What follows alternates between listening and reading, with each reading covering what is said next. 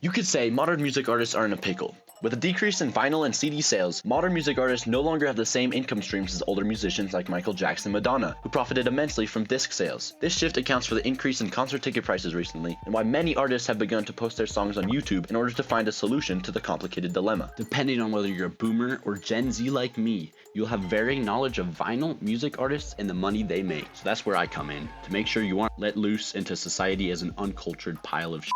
Stick around to the end when I'll reveal 4 insane ways music artists spend the huge sums of money they make. And for the moment, let's find out the truth about music artists' income then versus now. At the time of his death in 2009, Michael Jackson had a net worth of around $500 million, which comes out to around $700 million in today's terms, after factoring in inflation. These numbers, although relatively big, probably seem smaller than you expected. So the question becomes, why are these numbers so small compared to the amount of revenue that Jackson was bringing in when he was alive? The answer is ridiculously simple. While he was alive, Michael Jackson spent over $40 million per year on his lavish lifestyle. To put that into perspective, I googled what the average American spends a year.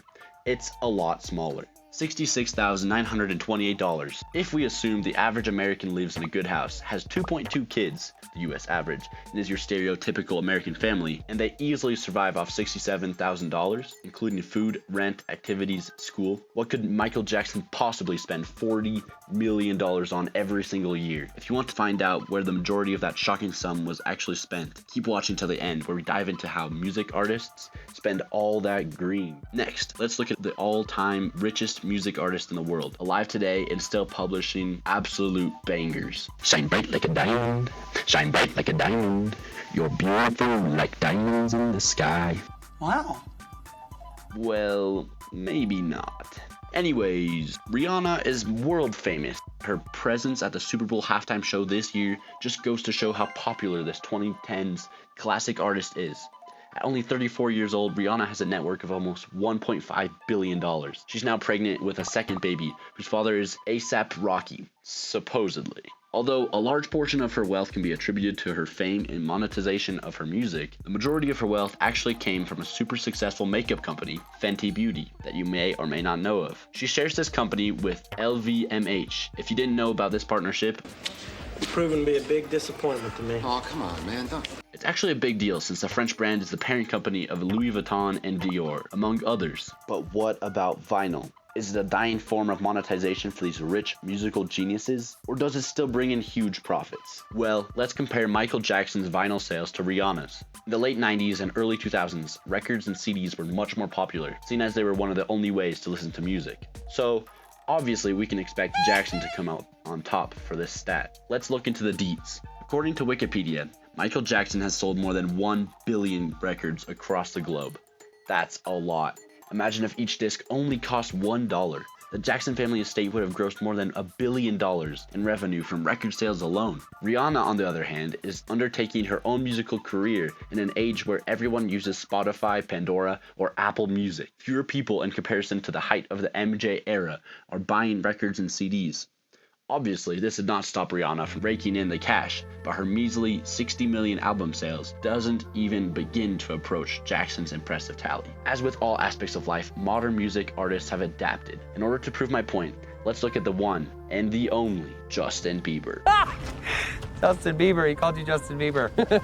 13 years ago, the song Baby was posted on YouTube, and over the past decade and a little bit, it's collected a whopping 2.3 billion views, one of the most viewed videos on the platform. But how much money does 2.3 billion views convert to? If you don't know much about the YouTube AdSense program, basically it pays you for every 1,000 views you get on a video. And depending on the type of video, you'll get varying amounts of cash. This is called CPM. In the music niche, for example, creators get a CPM of $6 on average. So, when I calculated this all out, $6 times 2.3 billion divided by 1,000 equals 6 times 2.3 million equals 13.8 million.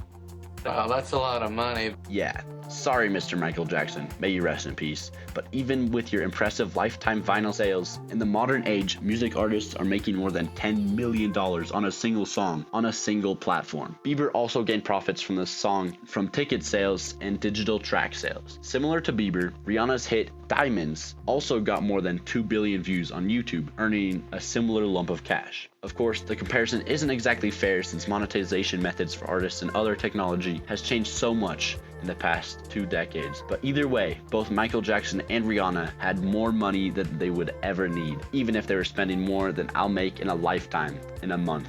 Guys, if you haven't subscribed at this point, I hope you never come back to another one of my videos, because I'm going to be completely honest. That was me pretending to be Rihanna earlier, and I put everything I got into it, so the least you can do is crack that subscribe button. Please, please. Please, I'm begging you. Boy, if only I could make 10 million off a single YouTube video, and then retire, and live happily ever after. Instead, all I can look forward to is 3 months of summer vacation before heading back into the terrible, endless workload we call school. Speaking of $10 million and my lack thereof, let's talk about the top 4 ways music artists spend the excess money they make. There are 4 main categories in which music artists spend the huge lumps of cash that they earn: drugs, lawyers, and charity. Let's start with the first one: drugs. John Lennon, the Beatles, Jimi Hendrix, hippie music, rap, Juice WRLD, Michael Jackson, and even Miley Cyrus. So many music artists have used drugs experimentally for fun or to relieve the immense stress of the fame and pressure that being a famous music artist brings into their lives. Look at Juice WRLD's Wishing Well, saying that he was the one who originally took the drugs, but now they take him. Subsequently, he died from an overdose. Similarly, Michael Jackson died at age 50 from another overdose, although it is still unclear whether he was taking the drugs recreationally or whether his doctor gave him a fatal dose on purpose, therefore pointing to manslaughter. Either way, both of these artists, among countless others, have suffered from addiction, which led them to buy crazy amounts of exotic prescription medication and other substances. To get specific, Michael Jackson spent a reported $50,000 a month on prescription drugs that he would take experimentally, piling up addictions like I pile up haters. You're beautiful like diamonds in the sky. Although this is not the most expensive category, it needs to be published because stories such as Juice WRLD's, who died at 21 years old, are sad and, from a financial point of view, a waste of money. Next up is lawyers. Of course, music artists, like any famous person, are bound to rack up a few high-stake legal problems, and that's where the big expense of lawyers comes in. Probably the second biggest category in which artists spend the money. Think about it. Lawyers make a lot of money off of companies, off of politicians, off of businesses, and lawyers and lawsuits cost Michael Jackson alone about $200 million.